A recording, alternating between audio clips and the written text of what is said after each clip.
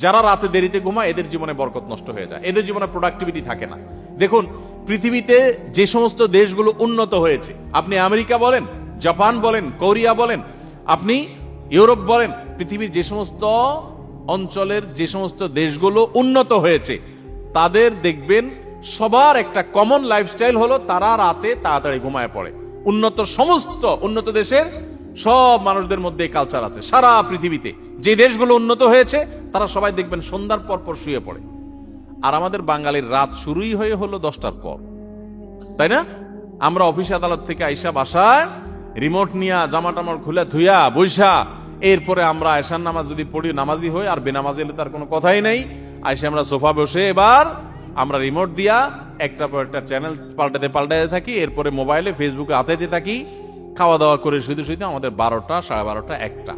এই যে দেরিতে ঘুমাই আমাদের জীবনের প্রোডাক্টিভিটি নষ্ট হয়ে যায়, বরকত নষ্ট হয়ে যায়। যে তরুণ তার প্রোডাক্টিভিটি বাড়াতে চায় সেজন্য রাতে তাড়াতাড়ি ঘুমায়, রাতে তাড়াতাড়ি ঘুমায়, যেগুলো রাতে করবেন ওইগুলো সকালে করবেন।